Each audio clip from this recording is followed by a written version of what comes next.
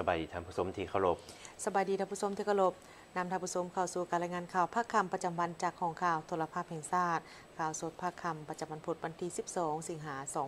2026ข่าวภาคนี้พบกับโฆษกพลงานสุธิพงศ์พร้อมด้วยข้าพเจ้าสุทธิเกียรติทวีสุขและรามภาษามือทั้งสองสีพระจันทร์ท้องจันทร์และเสียงย่างเหยย่างท่านผู้ชมที่เคารพข่าวภาคคำในมื้อนี้ทำอิฐไปติดตามที่ในทำกลางความโศกเศร้าและเสียใจอย่างสุดซึ้งของพรรคและรัฐบาลลาวเว้ารวมเว้าเฉพาะแม่นครอบครัวพรหมวิหารต่อการจากไปของสหายชัยสมพรพรหมวิหารกรรมการกรมการเมืองศูนย์กลางภาคประธานสภาแห่งชาติแห่งสาธารณรัฐประชาธิปไตยประชาชนลาวการนำคันสูงของเวียดนามเดินทางมาวางพวงมาลาเซ็นปื้มไว้อาลัยและเข้าร่วมพิธีชาปนกิจศพของสหายชัยสมพรพรหมวิหารในตอนเช้าวันที่12 สิงหาคม 2026ที่สนามบินสากลวะไตนครหลวงเวียงจันทน์สหายเจินกึมตู้กรรมการกรมการเมืองศูนย์กลางพรรคผู้ประจำการคณะเลขาธิการศูนย์กลางพรรคคอมมิวนิสต์เวียดนามพร้อมด้วยคณะผู้แทนขั้นสูงพรรครัฐสาธารณรัฐสังคมนิยมเวียดนามต่างหน้าพรรครัฐบาลเวียดนามก็คือประชาชนเวียดนามได้เดินทางมาวางพวงมาลาเซ็นปื้มไว้อาลัยและเข้าร่วมพิธีชาปนกิจศพของสหายชัยสมพรพรหมวิหารกรรมการกรมการเมืองศูนย์กลางพรรคประธานสภาแห่งชาติแห่งสาธารณรัฐประชาธิปไตยประชาชนลาวเป็นครั้งสุดท้ายให้เกียรติต้อนรับที่สนามบินสากลวะไตมีสหายคำพันธ์เผยยวงศ์กรรมการกรมการเมืองศูนย์กลางพรรคหัวหน้าคณะโฆษณาคมศูนย์กลางพรรคพร้อมด้วยการนำขันสูงของลาวเมื่อเดินทางมาฮอดหอประชุมแห่งชาติซึ่งเป็นสถานที่จัดพิธีชาปนกิจศพระดับชาติของสหายชัยสมพรพรหมวิหารกรรมการกรมการเมืองศูนย์กลางพรรคประธานสภาแห่งชาติแห่งสาธารณรัฐประชาธิปไตยประชาชนลาวสหายเจินเกิมตูต่างหน้าพรรครัฐบาลเวียดนามก็คือประชาชนเวียดนามได้เข้าวางพวงมาลาและเซ็นปื้มไว้อาลัยต่อการจากไปของสหายชัยสมพรพรหมวิหารโดยมีการนำขันสูงของลาวและครอบครัวพรหมวิหารให้การต้อนรับสหายเจินเกิมตูได้กล่าวว่าในนามพรรครัฐและประชาชนเวียดนามอ้ายน้องพวกข้าพเจ้าขอแสดงความโศกเศร้าเสียใจและอาลัยอาวรณ์ต่อการจากไปของสหายชัยสมพรพรหมวิหารเป็นการสูญเสียอันใหญ่หลวงของพรรครัฐและประชาชนลาวทั้งเป็นการสูญเสียผู้เป็นสหายเป็นเพื่อนที่เคารพรักของพรรครัฐและประชาชนเวียดนามและหวังอย่างยิ่งว่าพรรครัฐและประชาชนลาวอ้ายน้องจะถือโอกาสอันโศกเศร้านี้เป็นพลังแห่งความสามัคคีอันยิ่งใหญ่ของสองชาติเวียดนามลาวในขั้นต่อไปตึงอีกสหายทองลุ้นศรีสุริตเลขาธิการใหญ่ประธานประเทศแห่งสาธารณรัฐประชาธิปไตยประชาชนลาวได้ต้อนรับการเข้าเยี่ยมคำนับของสหายเจินเกิมตูกรรมการกรมการเมืองศูนย์กลางพรรคผู้ประจำการคณะเลขาธิการศูนย์กลางพรรคคอมมิวนิสต์เวียดนามในโอกาสที่เดินทางมาเข้าร่วมพิธีไว้อาลัยและพิธีชาปนกิจศพของสหายชัยสมพรพรหมวิหารในมื้อวันที่12 สิงหาคม 2026นี้อยู่ที่ห้องว่าการศูนย์กลางพรรคสหายทองลุ้นศรีสุริตเลขาธิการใหญ่คณะบริหารงานศูนย์กลางพรรคประชาชนปฏิบัติลาวประธานประเทศแห่งสาธารณรัฐประชาธิปไตยประชาชนลาวและต้อนรับการเข้าเยี่ยมคำนับของสหายเจินเกิมตูกรรมการกรมการเมืองศูนย์กลางพรรคผู้ประจำการคณะเลขาธิการศูนย์กลางพรรคคอมมิวนิสต์เวียดนามพร้อมด้วยคณะผู้แทนขั้นสูงพรรครัฐสาธารณรัฐสังคมนิยมเวียดนามในโอกาสที่เดินทางมาเข้าร่วมพิธีไว้อาลัยและพิธีชาปนกิจศพของสหายชัยสมพรพรหมวิหาร กรรมการกรมการเมืองศูนย์กลางพรรคประธานสภาแห่งชาติแห่งสาธารณรัฐประชาธิปไตยประชาชนลาวสหายทองลุ้นศรีสุริตได้ต่างหน้าให้แก่พรรครัฐสาธารณรัฐประชาธิปไตยประชาชนลาวและครอบครัวพรหมวิหารแสดงความซาบซึ้งและขอบใจต่อสหายเจินเกิมตูที่ได้นำพาคณะผู้แทนขั้นสูงพรรครัฐและประชาชนเวียดนามไอ้น้องเดินทางมาร่วมพิธีไว้อาลัยและเข้าร่วมพิธีชาปนกิจศพของสหายใส่สมพรพรหมวิหารพร้อมทั้งแสดงความขอบใจที่พรรครัฐสาธารณรัฐสังคมนิยมเวียดนามได้ทรงทุรเลขแสดงความเศร้าสลดใจมายังพรรครัฐสาธารณรัฐประชาธิปไตยประชาชนลาวและครอบครัวพรหมวิหารและยังได้มีการไหว้ทุกข์ระดับชาติเป็นเวลา2 วัน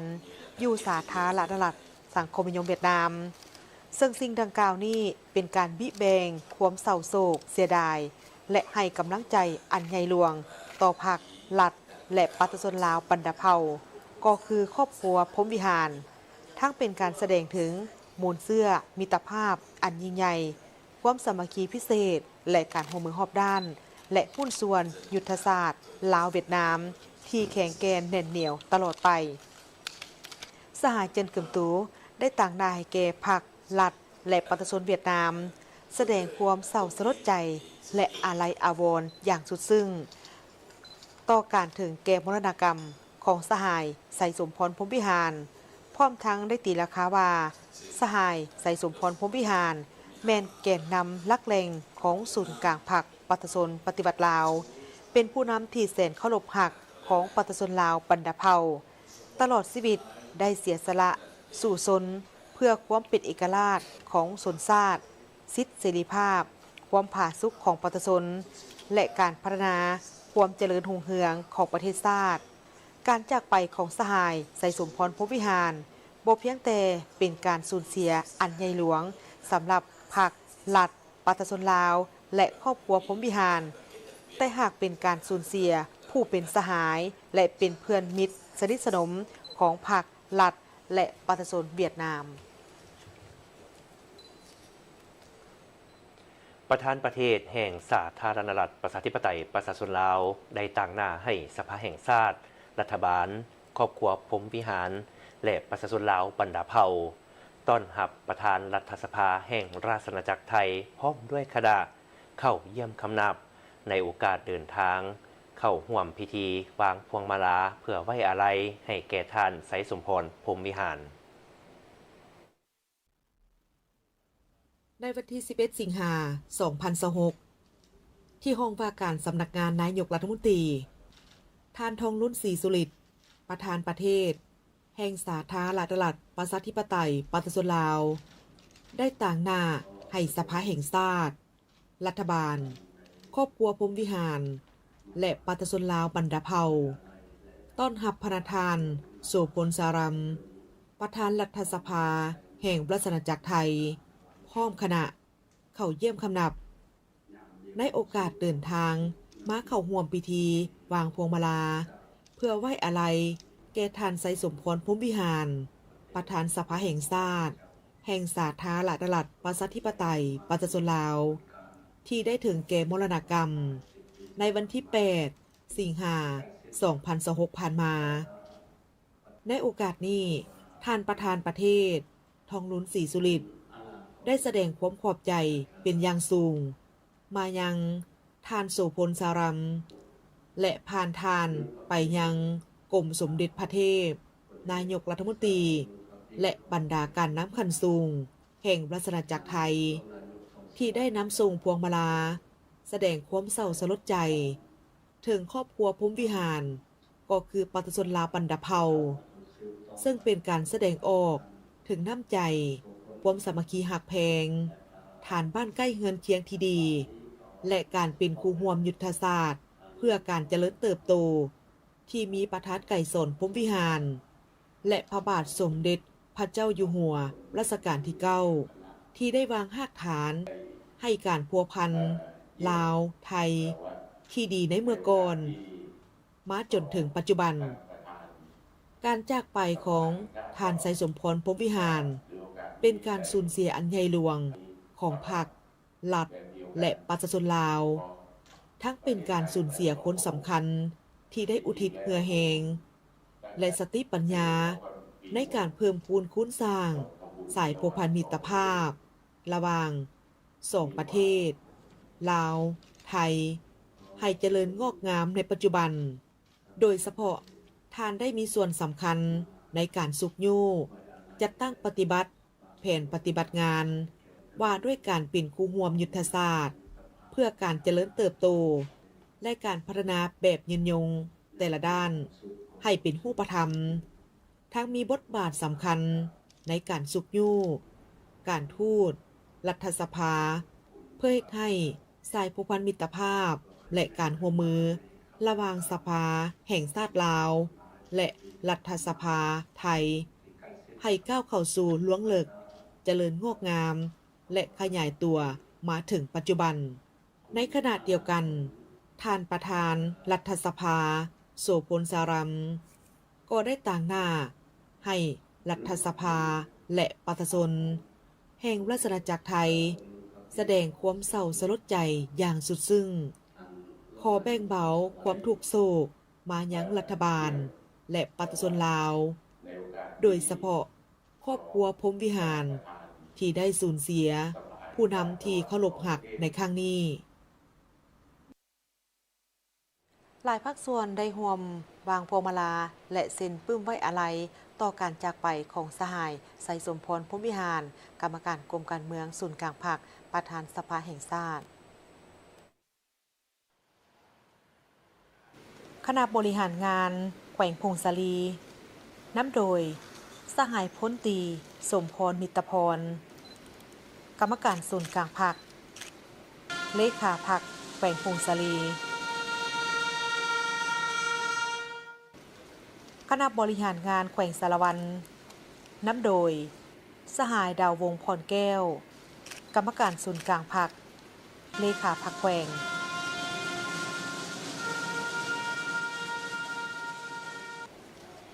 คณะประจำพรรคเขต2ทหารซ้ายแดน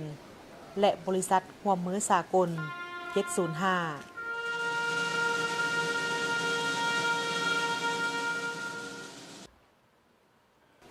สภาการค้าชาวจีนต่างด้าวประจำลาวและสมาคมจีนนครหลวงเวียงจันทน์นำโดยท่านบุรพาสันติคงคาประธานสภาการค้าชาวจีนต่างด้าวประจำลาวและประธานสมาคมจีน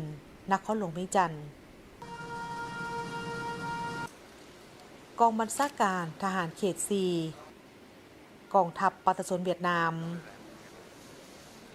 สถานที่ท่องเที่ยวนำกัดเยลปาและบริษัทดาววอน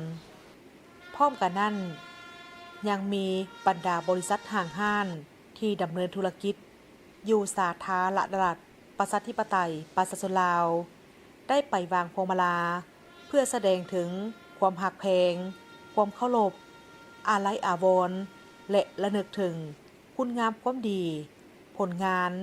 และการอุทิศเหือแหงสติปัญญาของสหายไสยสมพรพรหมวิหารในการหับไส้พักรัฐและประชาชนลาวพร้อมทั้งทรงความอาลัยและความเสียใจมายังครอบครัวญาติพี่น้องพรรค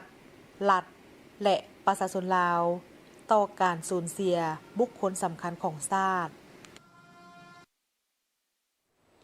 พิธีบวชจัวอยู่หอประชุมแห่งชาติโดยการจัดพิธีบวชจัวและแม่ขาวในครั้งนี้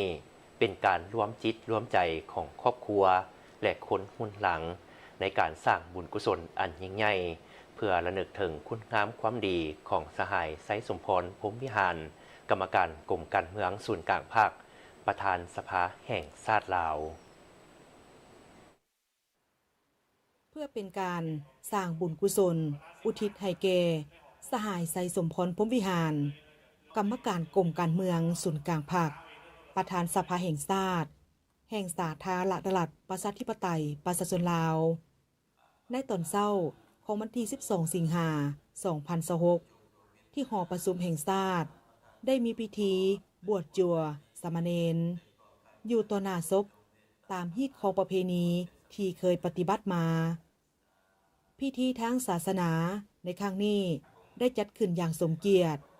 โดยการนำพระบวชของพระอาจารย์อธิปไตยไมตรีจิตรองประธานศูนย์กลางองค์การพุทธศาสนาสัมพันธ์ลาว มีบรรดาพระเถรานุเถระ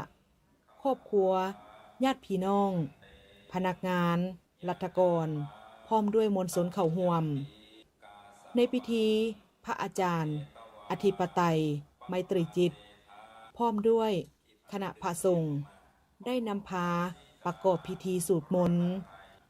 สมาทานศีลและบวชสามเณร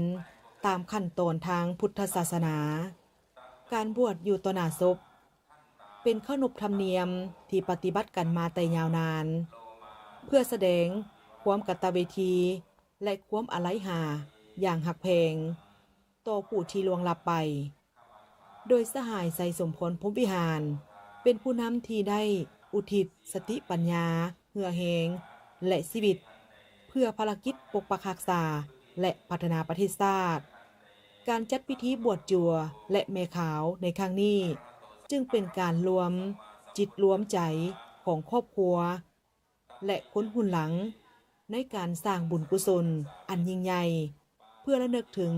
คุณงามความดีของสหายไสสมพรพรหมวิหารกรรมการกรมการเมืองส่วนกลางภาค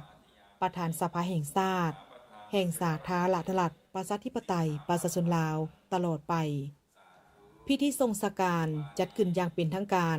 ในตอนบ่ายของวันที่12 สิงหาคม 2026อยู่สนามหลวงเดินพระธาตุหลวงนครหลวงเวียงจันทน์พิธีการเคลื่อนย้ายศพของสหายไสสมพรพรหมวิหารกรรมการกรมการเมืองส่วนกลางภาคประธานสภาแห่งชาติแห่งสาธารณรัฐประชาธิปไตยประชาชนลาวจากหอประชุมแห่งชาติมาสู่สนามหลวงเดินพระธาตุหลวงเพื่อประกอบพิธีทั้งศาสนาและจัดพิธีสถาปนกิจศพอย่างสมเกียรติเพื่อเป็นการไว้อาลัยและทรงสหายเป็นครั้งสุดท้ายพิธีการเคลื่อนย้ายศพของสหายไสสมพรพรหมวิหารกรรมการกรมการเมืองศูนย์กลางภาคประธานสภาแห่งชาติแห่งสาธารณรัฐประชาธิปไตยประชาชนลาวโดยได้เริ่มเคลื่อนย้ายศพในเวลา 12 โมงเริ่มจากหอประชุมแห่งชาติมุ่งหน้าสู่สนามหลวงเดินพระธาตุหลวงนครหลวงเวียงจันทน์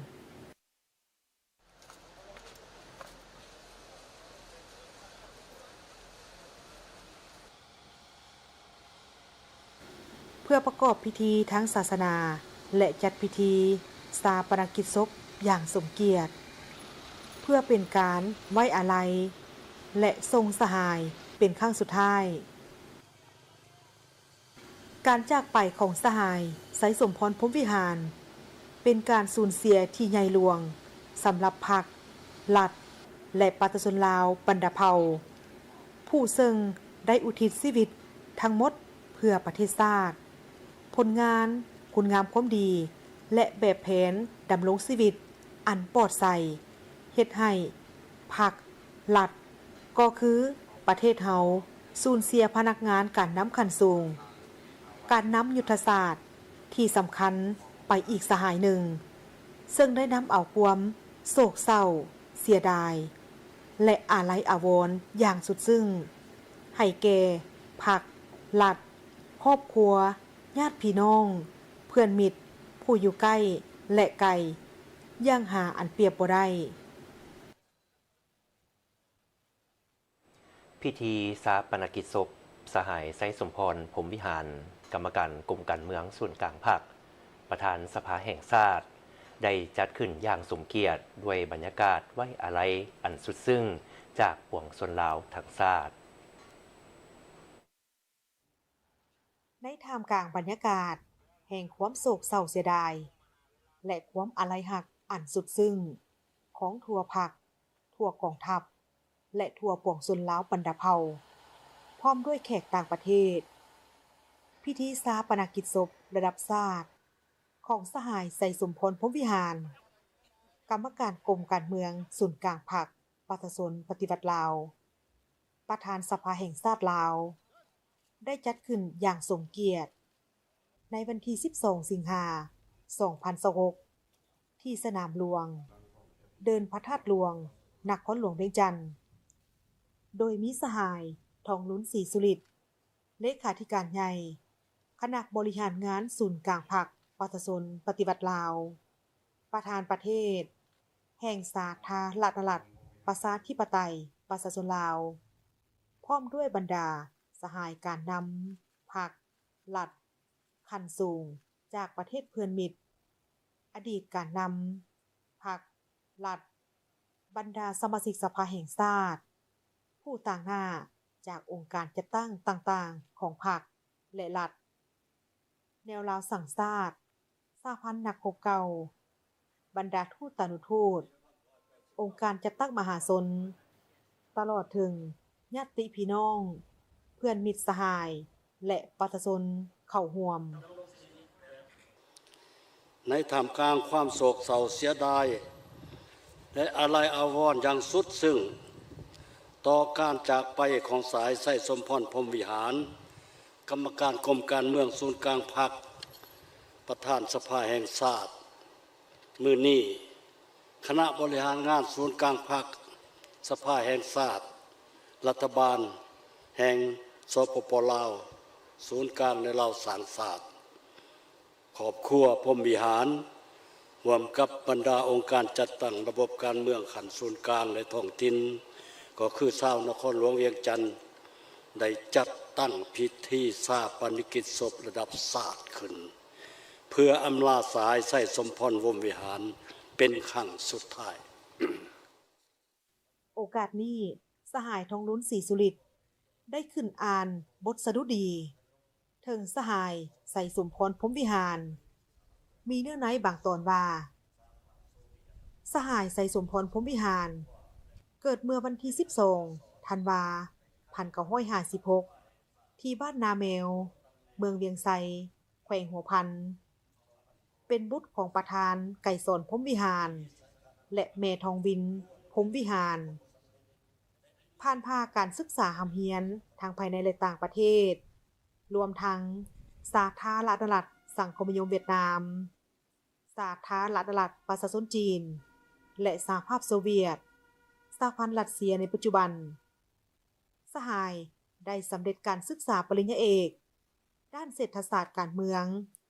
ที่สถาบันดิษฐ์วิทยาศาสตร์สังคมแห่งชาติมอสโกในตลอดระยะเวลาแห่งการปฏิบัติสหาย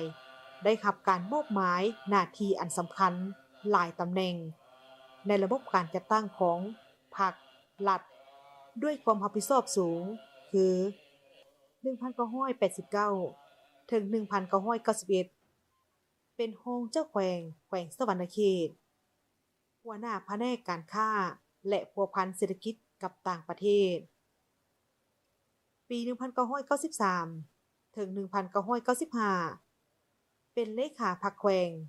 เจ้าแขวงสะหวรรณเขตปี 1995 ถึงปี 1997 เป็นกรรมการศูนย์กลางพรรคสมัยที่ 6 รัฐมนตรีว่าการกระทรวงการเงินปี 1998 ถึงปี 2001 เป็นสมาชิกสภาแห่งชาติรัฐมนตรีหัวหน้าของว่าการสำนักงานนายกรัฐมนตรีปี 2006 ถึง 2016 เป็นกรรมการศูนย์กลางพรรคคณะประจำและรองประธานสภาแห่งชาติปี 2016 ถึง 2020 เป็นกรรมการกรมการเมืองศูนย์กลางพรรคประธานศูนย์กลางแนวราวสั่งชาติปี 2021 ถึง 2025 เป็นกรรมการกรมการเมืองศูนย์กลางพรรคประธานสภาแห่งชาติสุดที่ 9 2026 ถึงปัจจุบันเป็นกรรมการกรมการเมืองศูนย์กลางพรรคสุดที่ 12 ประธานสภาแห่งชาติสุดที่ 10 ตลอด 50 กว่าปีที่สหายใส่สมพรพรหมวิหารได้เข้าร่วมในภารกิจรวมของพรรครัฐได้รับการยั่งยืนว่าสหายแม่นนักเรียนรู้ปัญญาชนปฏิวัติ ที่มีความรู้ความสามารถที่ลึกซึ้งหลายด้าน มีวิสัยทัศน์กว้างไกลมีทัศนะหลักมั่นการเมืองนักแน่นมีคุณสมบัติศีลธรรมปฏิบัติมีมโนธรรมมีจิตใจหักเสื้อแผงชาติมีน้ำใจเสียสละอันสูงส่งมีความจงรักภักดีบริสุทธิ์ต่อพรรคต่อประเทศชาติและต่อประชาชนยามใดก็มีความมุ่งมั่นและยึดมั่นในอุดมการณ์อันสูงส่งของพรรคมีความทุนเทียงสุขุมรอบคอบ มีไหวพริบในการจัดตั้งปฏิบัติเวียกงานที่ตนรับผิดชอบกำแน่นแนวทางนโยบายของพรรคและเป็นแบบอย่างน้ำหน้าในการจัดตั้งปฏิบัติเข้าสู่เวียกงานตัวจริงสหายได้ผ่านการฝึกฝนทดสอบในหลายของเขตเวียกงานซึ่งในแต่ละเวียกที่ถูกมอบหมายล้วนแต่ได้รับผลสำเร็จและมีผลงานอย่างเป็นรูปธรรมตลอดชีวิตแห่งการปฏิบัติหับไส้ชาติหับไส้ประชาชนสหายไสสมพรภพวิหารได้อุทิศตนเพื่อภารกิจปกปักรักษาและพัฒนาประเทศชาติเวลาใดก็ถือผลประโยชน์ของพรรคของชาติและของประชาชนเหนือกว่าสิ่งอื่นใดเวลาใดสหายก็ดำรงชีวิตแบบเรียบง่ายปลอดใสขาวสะอาดประหยัดมัธยัสถ์ใกล้ชิดติดแพทย์กับประชาชนจริงใจต่อเพื่อนสหายเอื้อเฟื้อเผื่อแผ่กับทุกคนที่อยู่อ้อมข้างตนเข้มงวดในด้านหลักการเคร่งครัดต่อระเบียบวินัยได้รับการเคารพนับถือเชื่อมั่นจากเพื่อนสหายและประชาชนลาวบรรดาเผ่าก็คือจากเพื่อนมิตรสากลย้อนแนวนั้นสหายจึงได้รับความไว้วางใจจากพรรครัฐและประชาชนให้ดำรงตำแหน่งยุทธศาสตร์สำคัญต่างๆเป็นต้นเป็นกรรมการศูนย์กลางพรรค8 สมัยสมัยที่5 6 7 8 9 10 11และ12เป็นกรรมการกรมการเมืองศูนย์กลางพรรค3 สมัยสมัยที่10 11และ12เป็นประธานสภาแห่งชาติสุดที่9และสุดที่10เป็นประธานศูนย์กลางแนวราวสั่งชาติ1 สมัยเป็นสมาชิกสภาแห่งชาติ7 สุดที่4 5 6 7 8 9และ10ด้วยผลงานและคุณงามความดีของสหายไสสมพรภพวิหารที่ได้เสียสละเหงื่อแหงทุ่มเทสติปัญญาเข้าในภารกิจปกปักรักษาและพัฒนาประเทศชาติตลอดชีวิตของสหายนั้นสหายจึงได้รับการย่องย่อสรรเสริญจากพรรครัฐของพวกเขาและจากเพื่อนมิตรสากลเป็นจำนวนหลงหลายเช่นเรียนไซส์อิสระสั้น1 2 เรียนไซส์อิสระสั้น2 เรียนไซส์แรงงานสั้น1 3 เรียนไซส์แรงงานสั้น2 5 เรียนไซส์แรงงานสั้น3 5 เรียนนอกจากนั้นยังได้รับเรียนไซส์ดาวคำและเรียนไซส์โฮจิมินห์สาธารณรัฐสังคมนิยมเวียดนามพร้อมนั้นยังได้รับเรียนเกียรติยศระดับสูงเรียนการละนึกจากทางภายในและต่างประเทศหลายกว่า22 เรียนการจากไปของสหายไสสมพรภพวิหารเป็นการสูญเสียที่ใหญ่หลวงสำหรับพรรครัฐและประชาชนลาวบรรดาเผ่าผู้ซึ่งได้อุทิศชีวิตทั้งหมดเพื่อประเทศชาติผลงานคุณงามความดีและแบบแผนดำรงชีวิตอันปลอดภัยเฮ็ดให้พรรครัฐก็คือประชาชนเฮาสูญเสียพนักงานการนำขั้นสูงการนำยุทธศาสตร์ที่สำคัญไปอีกสหายหนึ่งซึ่งได้นำเอาความโศกเศร้าเสียดายและอาลัยอาวรณ์อันสุดซึ้งให้แก่พรรครัฐและครอบครัวญาติพี่น้องเพื่อนมิตรผู้อยู่ใกล้และไกลอย่างหาอันเปรียบบ่ได้สหายทองนุ้นศรีสุริตยังได้ให้คำมั่นสัญญา ต่อดวงวิญญาณของสหายใส่สมพรพรหมวิหารว่า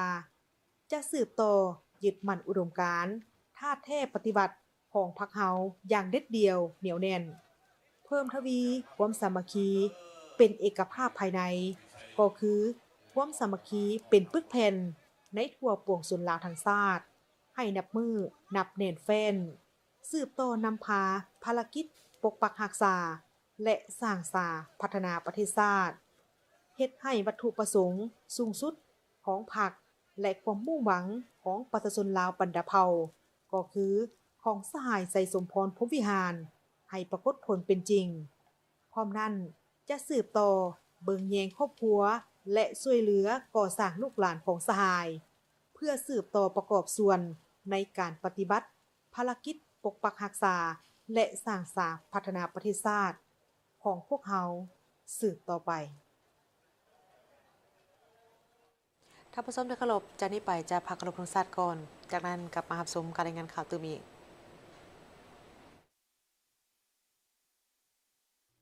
ธงชาติลาวเป็นสัญลักษณ์แห่งสาธารณรัฐประชาธิปไตยประชาชนลาวสันติภาพ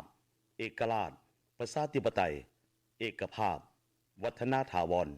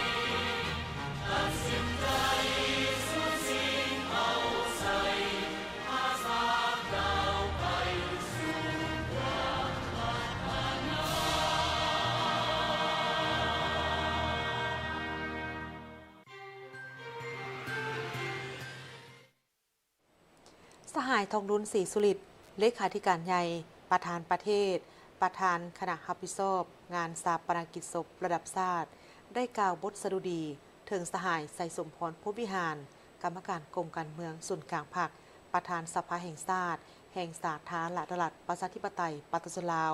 ในวันที่ 12 สิงหาคม 2026 ที่สนามหลวงนครหลวงเวียงจันทน์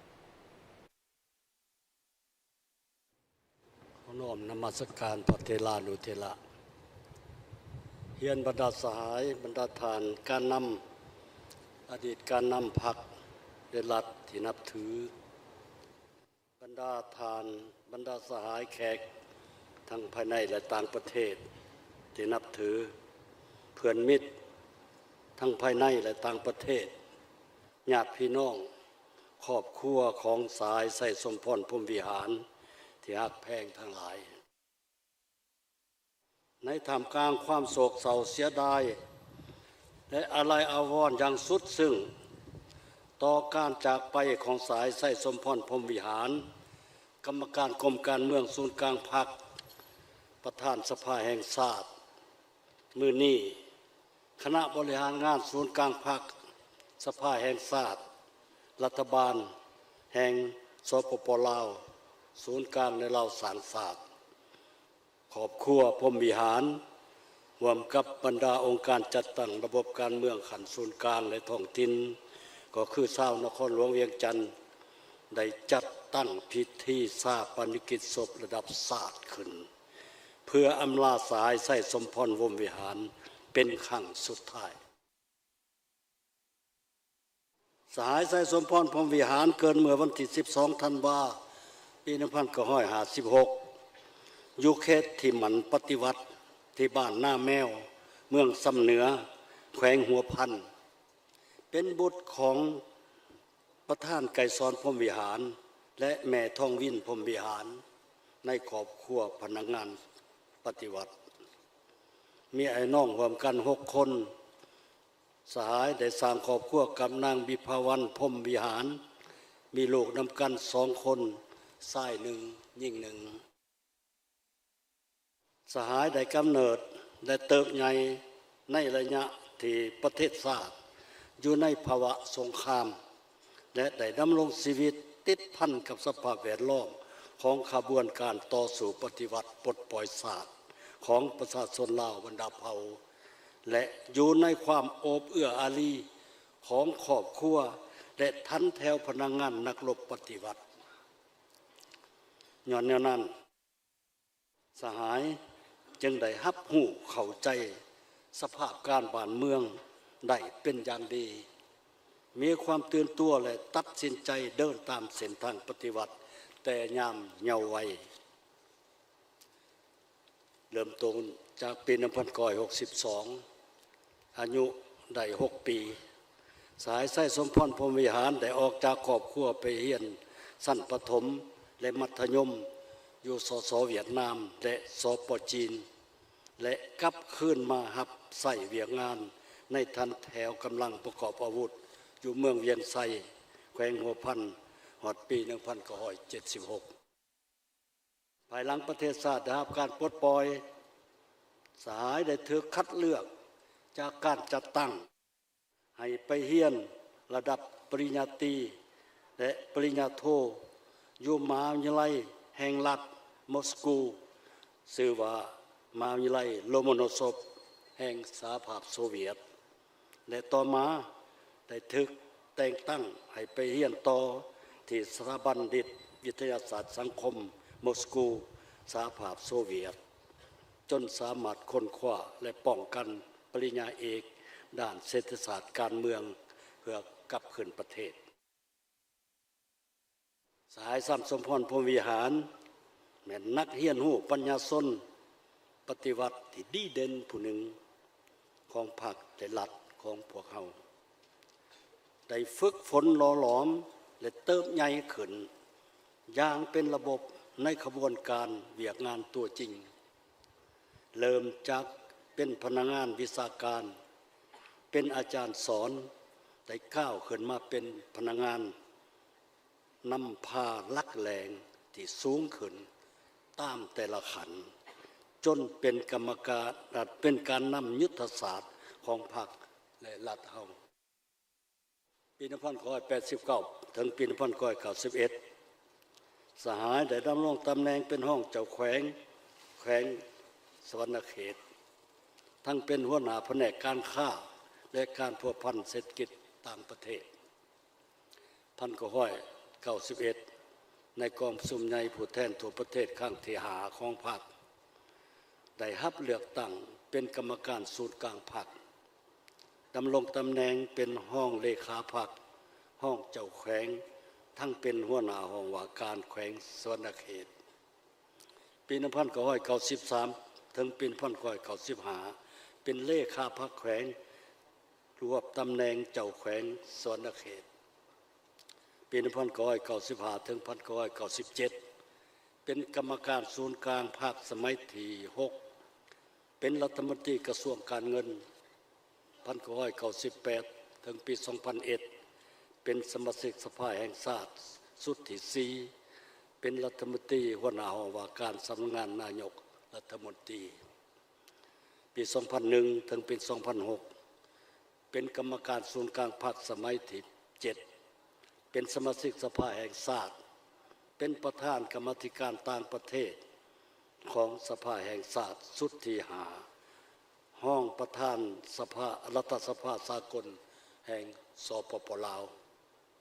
ปี2006 2010เป็นกรรมการศูนย์กลางพรรคสมัยที่8เลขาคณะพรรคสภาแห่งชาติสมาชิกสภาแห่งชาติสุดที่6คณะประจำและห้องประธานสภาแห่งชาติทั้งควบตำแหน่งเป็นประธานกรรมาธิการต่างประเทศของสภาปี2011-2015สหายเป็นกรรมการศูนย์กลางพรรคสมัยที่9 เลขาคณะพรรคสภาแห่งชาติสมาชิกสภาแห่งชาติสุดที่7คณะประจำและห้องประธานสภาแห่งชาติกองประชุมใหญ่ครั้งที่10ในปี 2016 และครั้งที่11ในปี 2021 และครั้งที่12ในปี 2026 สายไส้สมพรพรหมวิหารได้สืบต่อได้รับเลือกตั้งเป็นกรรมการศูนย์กลางพรรคและเป็นกรรมการกรมการเมืองศูนย์กลางพรรคเดือน6 2016 ถึง 2020 เป็นประธานคณะกรรมการศูนย์กลางแนวราวสารศาสตร์สมัยที่10เดือน3 ปี 2021 เป็นประธานสภาแห่งชาติสุดที่เก่าเดือน3 ปี 2026 ในกองประชุมข้างปฐมฤกษ์ของสภาแห่งชาติสุดที่10สหายไส้สมพรพรหมวิหารได้รับเลือกตั้งเป็นประธานสภาแห่งชาติอีกสมัยที่2จนถึงวันสิ้นลมหายใจสุดท้าย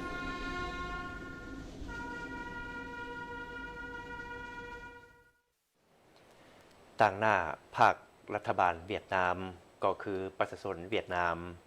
สหายเจินกึมตูกรรมการกรมการเมืองศูนย์กลางภาคผู้ประจำการคณะเลขาธิการศูนย์กลางพรรคคอมมิวนิสต์เวียดนามพร้อมคณะผู้แทนขั้นสูงภาครัฐสาธารณรัฐสังคมนิยมเวียดนามเข้าร่วมพิธีชาปนกิจศพระดับชาติ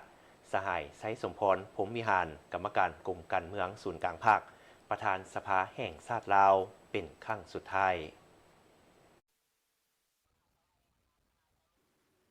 เวลาประมาณ 12:30 นาทีสหายเจินเกิมตู้กรรมการกรมการเมืองศูนย์กลางพรรคผู้ประจำการคณะเลขาธิการศูนย์กลางพรรคคอมมิวนิสต์เวียดนามพร้อมด้วยคณะผู้แทนขั้นสูงของพรรครัฐสาธารณรัฐสังคมนิยมเวียดนามเข้าร่วมพิธีชาปนกิจศพระดับชาติของสหายไสสมพรพรหมวิหารกรรมการกรมการเมืองศูนย์กลางพรรคประชาชนปฏิวัติลาวประธานสภาแห่งชาติลาว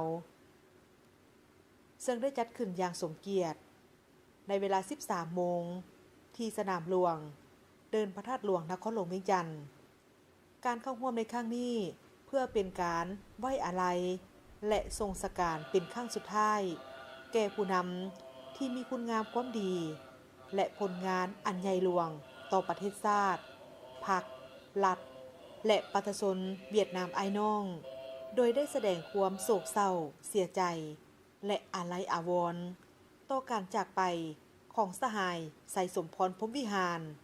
เป็นการสูญเสียอันใหญ่หลวงของพรรครัฐและประชาชนลาวทั้งเป็นการสูญเสียผู้เป็นสหายเป็นเพื่อนที่เคารพรักของพรรครัฐและประชาชนเวียดนามซึ่งได้นำเอาความโศกเศร้าเสียดายอาลัยอาวรณ์อันสุดซึ้งให้แก่พรรครัฐและครอบครัวญาติพี่น้องเพื่อนมิตรผู้อยู่ใกล้และไกลอย่างหาอันเปรียบบ่ได้ต่อกับการจากไปโดยบ่มีวันหวนกลับคืนมาของสหาย เวลา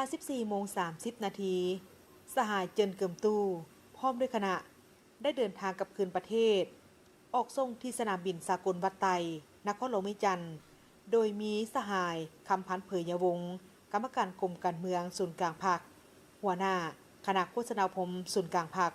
พร้อมด้วยการนำคันสูงของลาวอย่างสมเกียรติโทรเลขแสดงความเศร้าสลดใจจากสหายเลมิงฮึง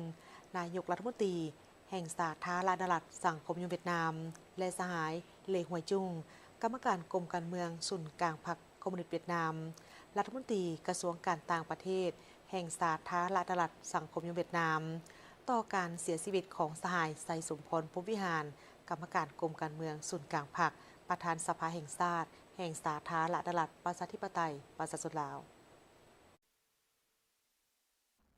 ถึงสหายสอนชัยศรีพันดรนายกรัฐมนตรีแห่งสาธารณรัฐประชาธิปไตยประชาชนลาว ข้าพเจ้ามีความเศร้าสลดใจ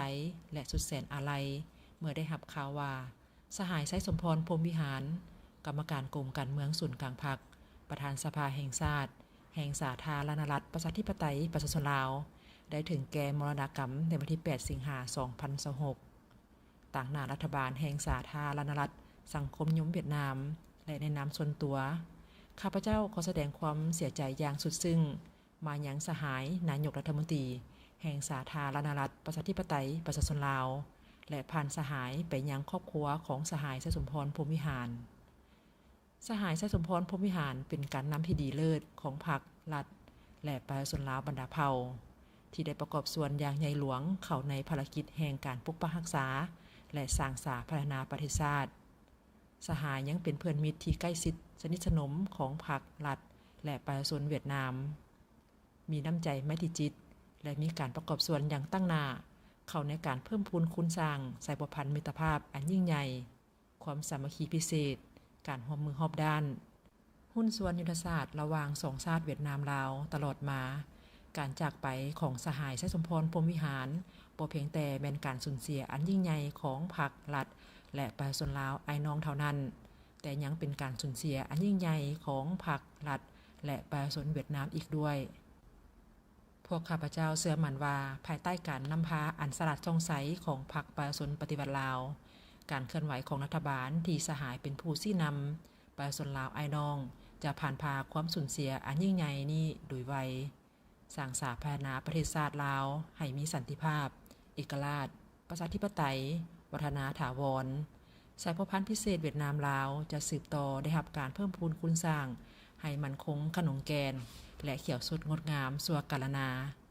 เฮียนมาด้วยความเคารพนับถือหักแพงสามัคคีฐานสหายไอ้น้องลีมิงฮึงนายกรัฐมนตรีแห่งสาธารณรัฐสังคมนิยมเวียดนาม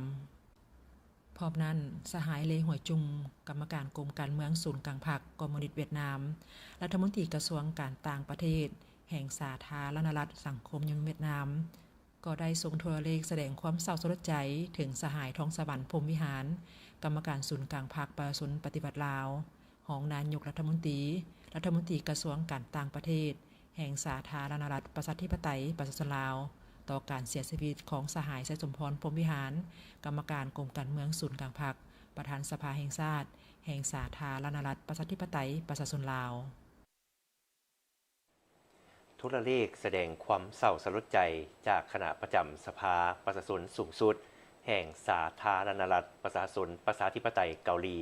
ถึงคณะรับผิดชอบพิธีชาปนกิจศพระดับชาติสหายไสสมพรพรหมวิหารคณะประจำสภาประชาชนสูงสุดแห่งสาธารณรัฐประชาชนประชาธิปไตยเกาหลีมีความเศร้าสลดใจและสุดแสนอาลัยเมื่อได้รับข่าวต่อการถึงแก่มรณกรรมของสหายไสสมพรพรหมวิหารกรรมการกรมการเมืองศูนย์กลางพรรคประธานสภาแห่งชาติแห่งสาธารณรัฐประชาธิปไตยประชาชนลาวและขอแสดงความไว้อาลัยอย่างสุดซึ้งมายังสภาแห่งชาติประชาชนแห่งสาธารณรัฐประชาธิปไตยประชาชนลาวพร้อมด้วยครอบครัวและญาติพี่น้องของสหายไสสมพรพรหมวิหารพวกข้าพเจ้าจะจารึกคุณงามความดีของสหายไสสมพรพรหมวิหารที่ได้ประกอบส่วนอันสำคัญอย่างใหญ่หลวงเข้าในภารกิจการสร้างสาสังคมนิยมของประชาชนลาว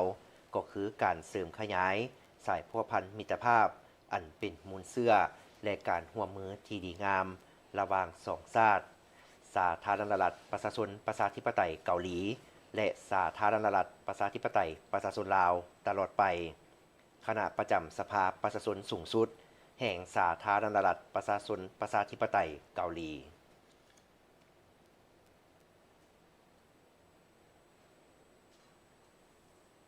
ไปต่อด้วยข่าวพิธีเฉลิมฉลองวันมีผลบังคับใช้สนธิสัญญาว่าด้วยการเกิดห้ามระเบิดลูกวานครบรอบ16 ปีโดยมีท่านรองนายกรัฐมนตรีได้มีความเห็นเน้นหนักถึงความหมายความสำคัญของการให้สัตยาบันต่อสนธิสัญญาดังกล่าวนี้และก็ได้ยกให้เห็นถึงผลกระทบต่อประชาชนลาวจากระเบิดลูกวานที่ยังตกค้างหลายกว่า80 ล้านหน่วยใน วันที่ 11 สิงหาคม 2026 ที่นครหลวงวิจันทร์คณะกรรมการคุ้มครองแห่งชาติเพื่อแก้ไขปัญหาระเบิดที่บ่ทันแตกที่ตกค้างอยู่สาธารณรัฐประชาธิปไตยประชาชนลาวได้จัดพิธีเฉลิมฉลองวันมีผลบังคับใช้สนธิสัญญาว่าด้วยการเกิดห้ามระเบิดลูกวานหรือ CCM ครบรอบ 16 ปี 1 สิงหาคม 2010 ถึง 1 สิงหาคม 2026 โดยการเป็นประธานของท่านอนุภาพวงศ์นอแก้วรองรัฐมนตรีกระทรวงการต่างประเทศและมีบรรดาท่านทูตตานุทูตองค์การจัดตั้งสากลผู้ร่วมพัฒนาพนักงานรัฐบาลและนักศึกษาเข้าร่วม200 คนท่านรองรัฐมนตรีได้มีคำเห็นโดยได้เน้นถึงความหมายสำคัญของการให้สัตยาบันต่อสนธิสัญญาดังกล่าวและยกให้เห็นถึงผลกระทบต่อประชาชนลาวจากระเบิดลูกวานที่ยังตกค้าง80ล้านหน่วยที่สืบต่อเป็นอุปสรรคต่อกับชีวิตการเป็นอยู่และการพัฒนาเศรษฐกิจสังคมในระยะ16 ปีที่ผ่านมาสาธารณรัฐประชาธิปไตยประชาชนลาวได้สร้างบาดก้าวบุกทะลุในเวียกงานสำรวจและเก็บกู้เพื่อปลดปล่อยเนื้อที่ทำการผลิตกสิกรรมและพัฒนาโครงสร้างพื้นฐานที่สำคัญและสาธารณรัฐประชาธิปไตยประชาชนลาวได้กลายเป็นผู้นำในการสุกยู่เวียกงานเป้าหมายการพัฒนาแบบยืนยงหรือ SDG